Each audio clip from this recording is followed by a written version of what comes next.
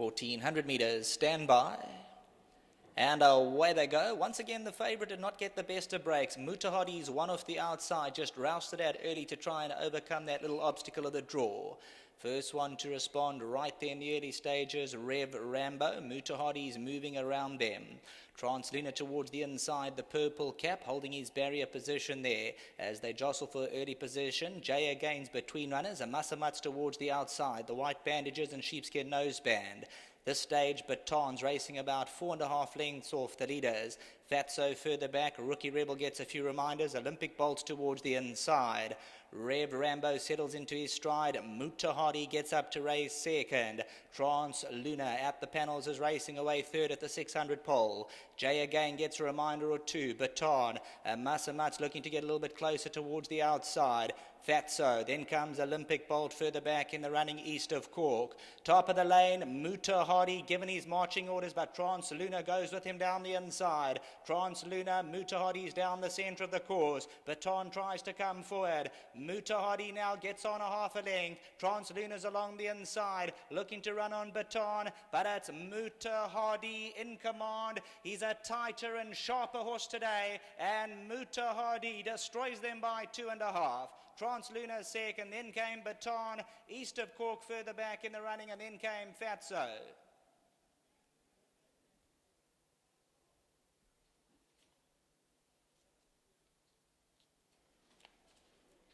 Well, got to say, going down to the post, a different animal. His first couple of runs, he's been big, lanky, certainly going to take some time to develop, but today he puts his stride together. A little bit awkward out the gates, was about half a length, 3 parts of a length slow, but he's got that long elastic-like stride, so he quickly made those giant strides to race up handy, and the last furlong he started to stretch away. Transluna looked to match him coming to the 300, but once Mutahadi got his mind on the job, he raced away. Transluna, Baton, and then came the first timer east of Cork, son of Albert Hall, staying on. Fatso, Jay again, and further back in the running, Olympic Bolt, Amasamat. So Mutahadi moved up at the 300 to take on Transluna, about a half a length in it, and that's when Mutahadi, the Australian import from the Mike de Kock stable, he starts to build his stride together, and he just starts to go away from them the last 100 metres. Transluna staying on for these exactors, Batons in behind these and east of Cork, but the favourite Mutahadi's home and hosed in the second race. With 50 metres to go there, he starts to just stretch away from the opposition. Back to the studio.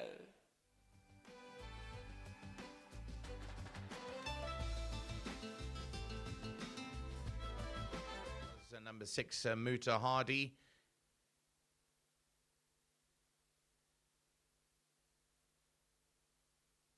Welcome back to the winners and close after the running of the second race on Post Merchants Night, and it's the Mike de Kock stable that are in the winners enclosure with a popular win here with Mutahadi.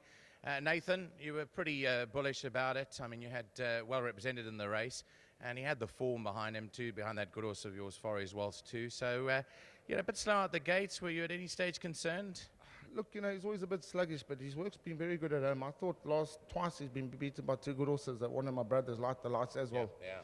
And then Forest Waltz, which we all know he can run as well. Today he put it together, and also he needed a couple of runs just to get him to himself. But well done to Sheikh, and good run from Easter Cork as well. Yeah, I picked that out. I mean, I really like that in the ring, but he's still having his first run out there, but he ran on really nice. Yeah, so he was still very green way back, and he ran on nicely. What about the rest of tonight? I mean, you got that short price horse in the opening leg of the pick 6. Will he win? Yeah, look, he's definitely got a chance, but I don't think he should be a 1-2-3 shot. But he's in with a chance. And then I've got Honorine. Billy Honorine also. She's very well too, and I'm expecting a good run from her as well. Okay, so it's a great evening for you, hopefully. I've got a 6-month subscription for the Post here to hand over to you. It's meant to be for the winning owner, but as we know, the Sheikh's not in town, so it's over. I'll hand that over to you. Thanks very much. Appreciate it. All the best to you. Okay. That's Nathan Kotson speaking to us. The winning rider is Anthony Delpesh. And just tell us what happened at the start there. Yeah, he didn't have a good start. Just before they pulled the gate, he went back on it. And I actually had someone up there because he's been getting left his last couple of starts. He's a big baby, but I just felt in his work the penny has just started to drop, started to show some good work. And he went down to the start today like he knew what to do. I thought I had to wake him up at the start. I had to slow him down at the start. So no, I think he's a decent horse. He can run a bit, this horse. He's still got a lot of improvement. Yeah, as you were saying, so we can watch him for future improvement. Oh yeah, he's a smart horse as well. So, I think this is the race on the poly track because it was here for him. But I think on the grass he'll be as good. Okay, and just quickly, your rides in the first leg of the pick six?